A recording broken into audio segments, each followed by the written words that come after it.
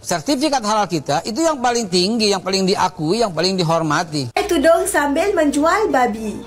9 produk sijil halal Indonesia dikesan ada DNA babi. Jakim arah tarik semua. Allahu Akbar. Udah ada label halalnya, tapi mengandung babi. Aduh, malu gak sih? Malaysia itu memang tidak pernah main-main kalau bicara soal agama.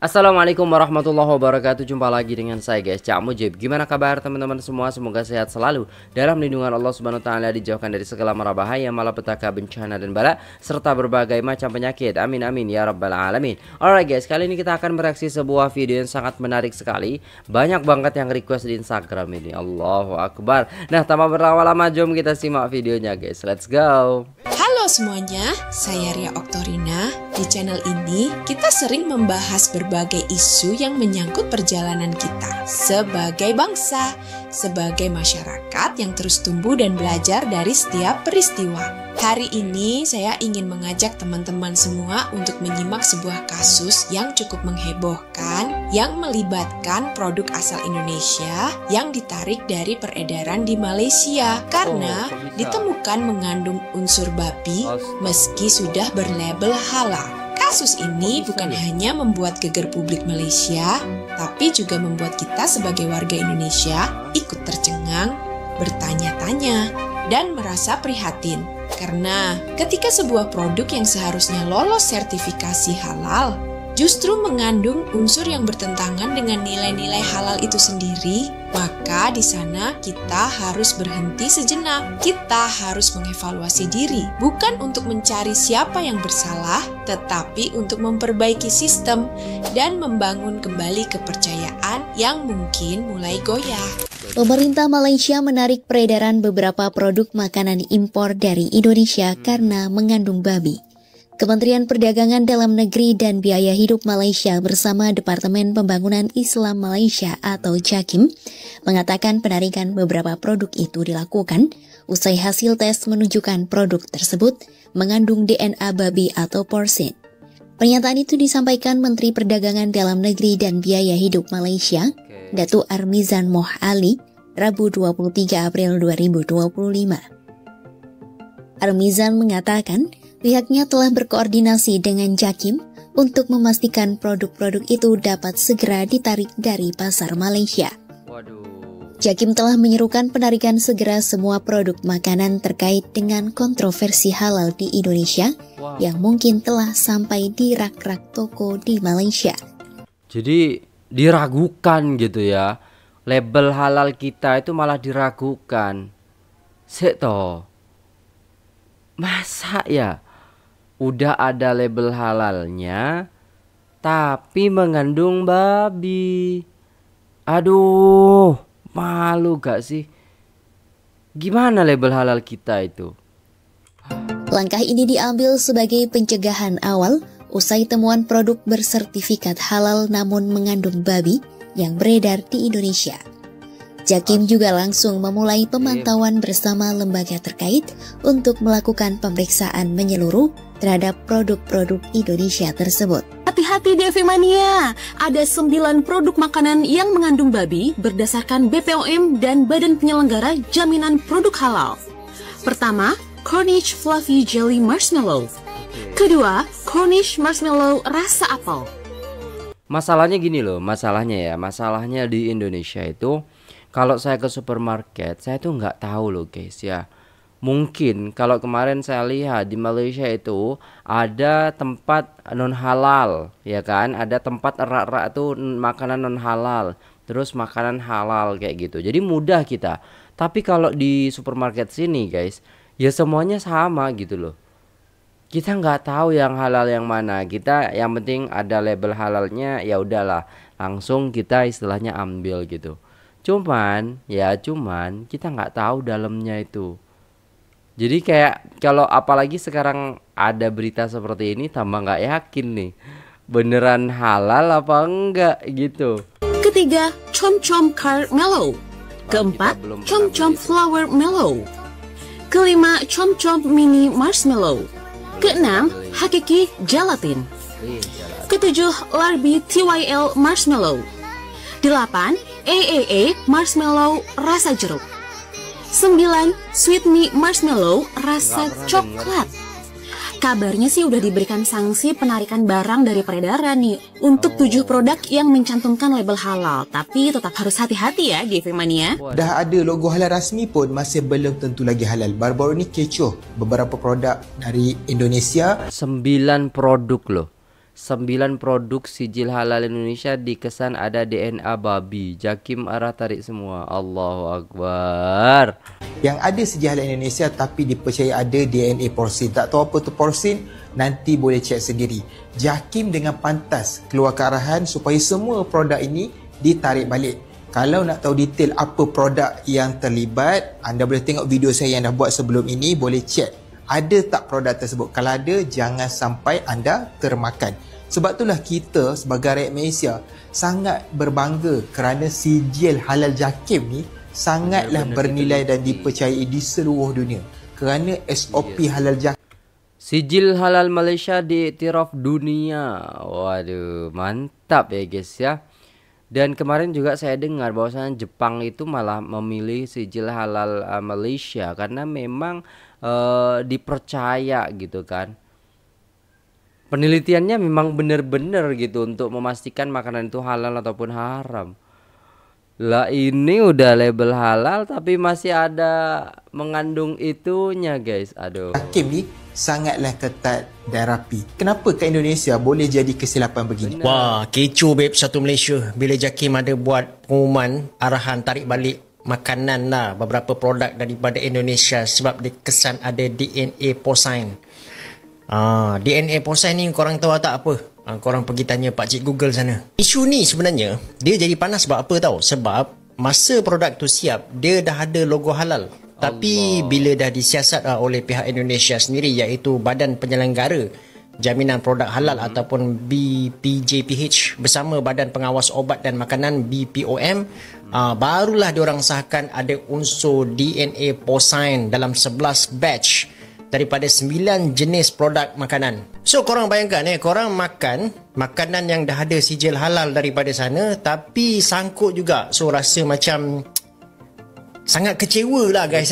Akan tetapi yang bagusnya Jakim ni dia cepat bertindak. Dia terus keluarkan arahan untuk tarik produk-produk ni daripada market lah. Jakim pun ada buat kerjasama dengan Majlis Agama Islam Negeri dan juga Jabatan Agama untuk semak balik produk yang dah terlepas masuk ke dalam pasaran kita ni.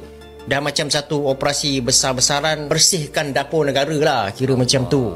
Lagi satu, siapa yang tengah meniaga produk-produk ni pun kena double check lah dekat stok masing-masing, takut ada yang tersangkut sekali. Bukan tu je, Kementerian Perdagangan Dalam Negeri KPDN pun bertindak agresif. Diorang buat satu pengumuman yang diorang juga akan bantu Jakim dalam operasi pembersihan ni. Maksudnya, setiap produk import daripada Indonesia yang ada babitkan isu ni akan ditapis dan dibuang daripada pasaran tempatan. Kalau korang tengok dekat portal news, ada dia punya laman web rasmi daripada BPJPH ni. Korang boleh semak dekat situ lah. Dan kita sebagai pengguna, kita kena mainkan peranan kita juga.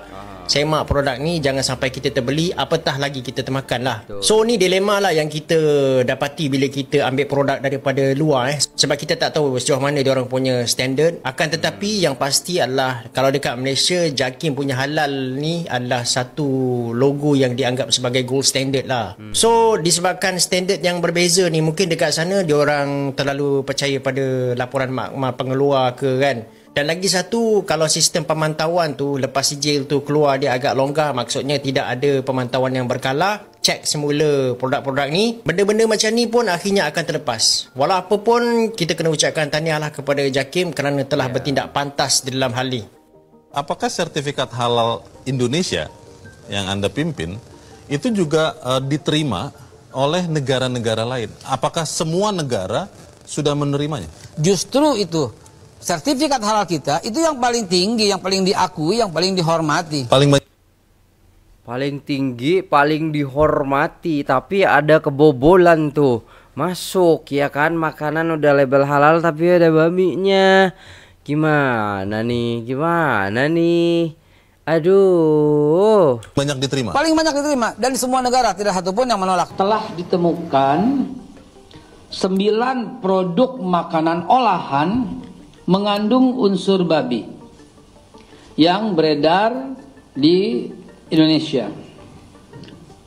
Dan pembuktian ini dilakukan melalui uji laboratorium, baik laboratorium BPOM maupun laboratorium kami, yaitu BPJPH. Dan harus kami sampaikan juga bahwa laboratorium kami adalah salah satu laboratorium dengan tingkat ketelitian tertinggi di Indonesia. Memperkenalkan kebabian Di Indonesia, oke. Gimana ya guys ya? Di awal itu kita sudah menonton gitu bahwasannya produk yang masuk ke negara Malaysia itu mereka malah cepat ngambil tindakan untuk ngecek gitu ya. Dan saya ketawa aja ketika dibilang seperti itu. Tapi ya bangga aja sih dengan Indonesia karena memang karena adanya istilahnya pengurusan daripada sijil halal ini gitu loh guys ya. Jadi kita berterima kasih juga, bukan apa ya, bukan menjelek-jelekkan, cuman kejadian ini tuh kayak gimana sih gitu loh katanya. Aduh, gak tahu lah guys ya. Itu menurut saya sih pandangan orang awam gitu ya. Jadi mohon maaf kalau salah gitu loh. Cuman pandangan saya itu pasti kayak loh katanya udah terbaik dan diterima di seluruh apa namanya ya negara-negara gitu kan. Tapi kok masih ada istilahnya produk yang berlabelkan halal tapi mengandung prok gitu lah. Gitu lah guys ya. yang terbaru yang 100% halal, pok halal waklu. nih, babi halal Masalahnya ni. sekarang otak aku bukan confused je tau. Dia terbang ke bulan terus. Kau cuci babi ni dengan air zam-zam ke apa terus auto halal. Macam gitu setan kau tengok dia bukan confused je tau. Dia emotional damage terus. Malaikat pun pasrah. Sedih. Hai, masuk goreng babi. Memakai tudung sambil menjual babi. Hanya di Indonesia itu. Aduh, itu mereka cuman kerja guys. Mereka cuman kerja tapi mereka nggak makan itu. Tak, masalahnya brand saya hilang sekejap kak. Sebab kakak tak tahu nak pilih nak halal ke nak haram. Jadi halam. Edisi babi terbaru babi halam. Bukan saya yang confused kak. Setan pun confused. Malaikat lagi confused. Sedih. Jepun. Cop. Hai, Oh. masuk goreng babi. Memakai Iya siap. Ya kan bahasa Indonesia itu ya guys ya. tudung sambil menjual babi. Tak, masalahnya brand saya hilang sekejap kak. Sebab kakak tak tahu nak pilih nak halal ke nak haram. Jadi halam. Edisi babi terbaru babi halam. Bukan saya yang confused kak. Setan pun confused. Malaikat lagi confused. Sedih. Jepun, negara matahari terbit yang menganggap raja dia itu dewa, kan? Yang menyembah matahari dan kebanyakannya yang beragama yang tak ada pegangan agama. Islam dia pun dalam 1% pun tak sampai. Masjid pun susah cari, kan? Di Jepun pun mengatakan yang sijil ayam Malaysia ni Jepun akui halal Malaysia terbaik. Bayanglah, dan Indonesia meniru Malaysia. Kan? Betul tak? Sijil halal Malaysia ni diakui di seluruh serata dunia. Jadi kita tak perlu risaulah. Kan? Dan penduduk-penduduk Islam amnya agak kedai itu tak ada sijil halal walaupun nama gah apa semua, kan? Tak perlulah masuk. Ya. Senang. Kan? Masuklah kedai-kedai yang ada sijil halal. Sebab apa? Jepun dah akui sijil halal Malaysia ni yang terbaik. Kan? Mana produk-produk yang tak ada sijil halal, mana sijil halal dia dah mati, tak renew, jangan pergi Bali lagi. Kan? Dan kita minta JAKIM pula sebutkan syarikat-syarikat yang sijil halal dia palsu. Sebutkan. Kan? Yang sijil halal dia dah tamat tempoh 2-3 tahun. Sebutkan syarikat dia. Biar rakyat Islam yang di bawah ni tahu. Betul. Macam tu yang sebenar buat. Kan? Jangan ditutup-tutup. Ini nenek kan dah suabu bila seja halal tu dah 3 tahun memati, nama syarikat tu tutup. Tak ada guna dah sebab dia dah buat salah. Buka bawa berbangka je lah. Biar rakyat Islam ni tahu. Ya. Kalau JAKIM tutup-tutup kan seseorang JAKIM nak bersemangat pula kan. Nak melindungi token-token ni. fikirlah sikit.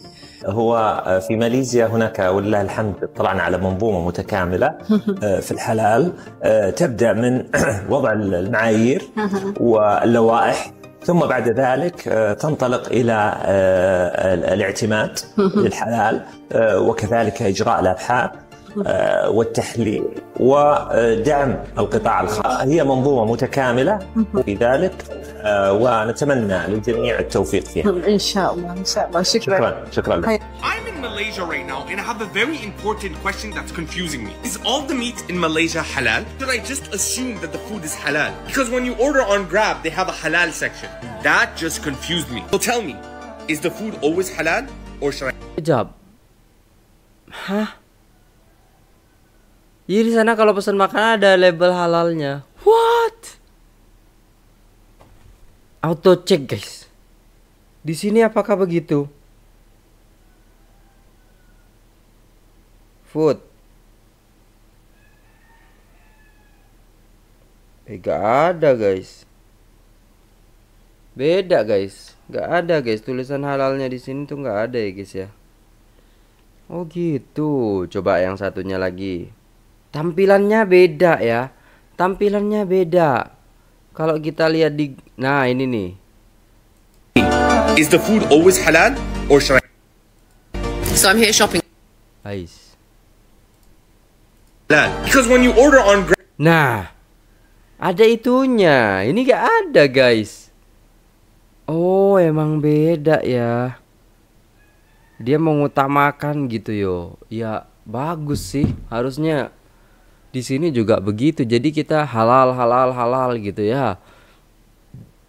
Karena kita nggak tahu. Kadang Chinese food, kadang restoran-restoran yang apa namanya yang samar-samar gitu kan. Kita nggak tahu ini halal apa enggak. Kadang kita kayak gitu. Pernah kita dulu itu guys ya makan. Jadi hampir lah setiap minggu kita makan atau 1 bulan 2 kali lah makan di situ. Tapi ketika istilahnya saya kenal dekat dengan karyawannya, terus karyawannya bilang bahwasannya di situ tuh ada kayak apa ya guys ya, arak gitu loh. Jadi untuk masak itu ada araknya. Akhirnya apa coba ya Allah. Tapi kan kita nggak tahu gitu kan. Setelah tahu ya udahlah, nggak usah makan di situ lagi. Jadi memang kayak gitulah. Jadi kita nggak tahu lagi sih ya. Karena banyak istilahnya restoran-restoran besar itu juga nggak mempunyai label halal juga. Tapi tulisannya no pork, no lard gitu. Ternyata pakainya arak. Ya maksudnya minuman apa ya, dari minuman-minuman itu lah guys ya. Gak tahu lah guys.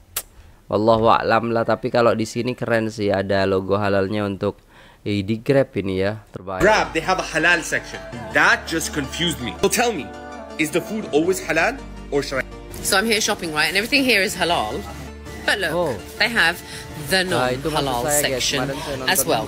And it's a whole section here that's dedicated to the non-halals. And I have to say, I'm quite grateful because it was the other way around, wasn't it? Before you'd have all the big shop that was non-halal, and then you'd have that little section with the halal for us. And now I have the opposite, and I'm in my element because I don't have to look anymore.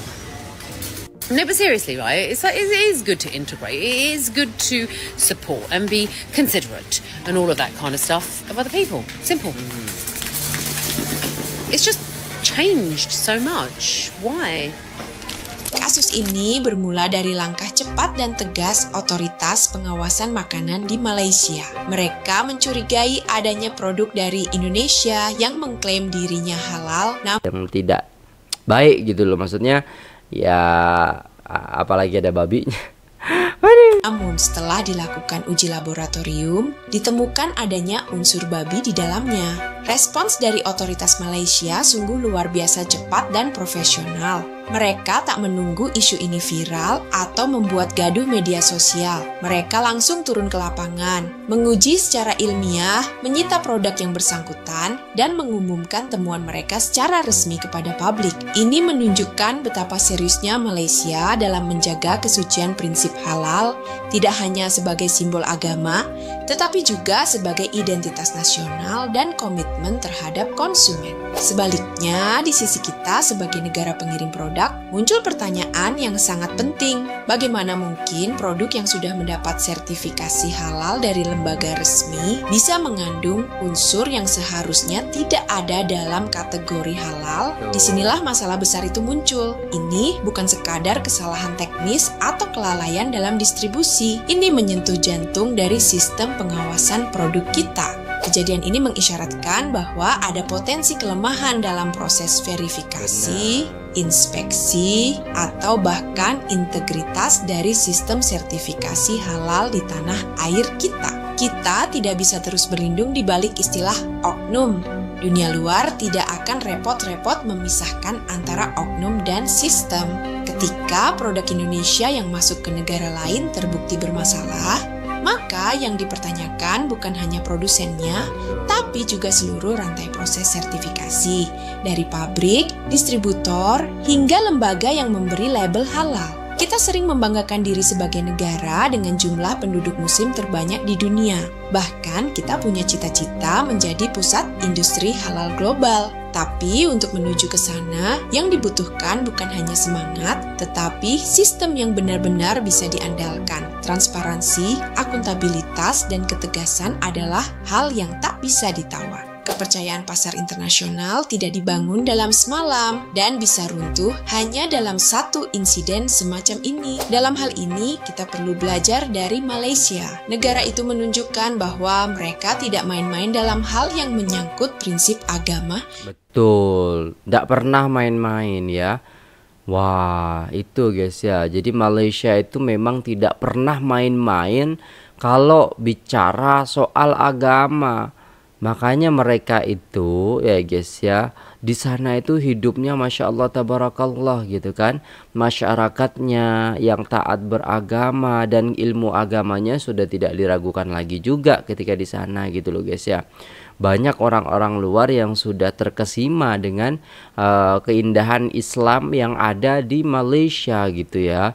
Allah, karena memang itu tadi di sana itu ada displaynya halal, non halal, jadi memudahkan orang-orang Islam untuk memilih produk sesuai dengan ajaran Islam seperti itu.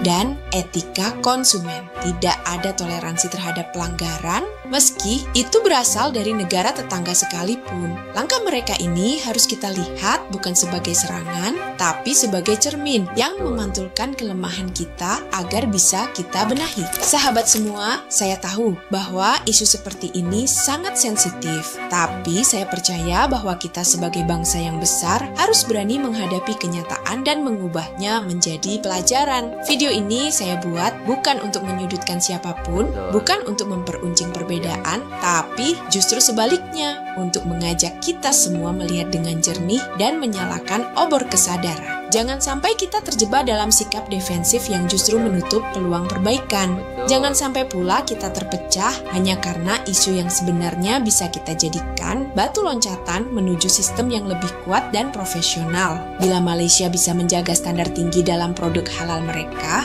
maka kita pun bisa. Bahkan seharusnya kita bisa menjadi lebih baik jika kita serius membenahi sistem dari hulu ke hilir. Kepada masyarakat Malaysia yang merasa kecewa atas kejadian ini, dari lubuk hati saya yang paling dalam, sebagai warga Indonesia, saya menyampaikan rasa maaf dan keprihatinan. Semoga kejadian ini bisa menjadi titik tolak bagi perbaikan.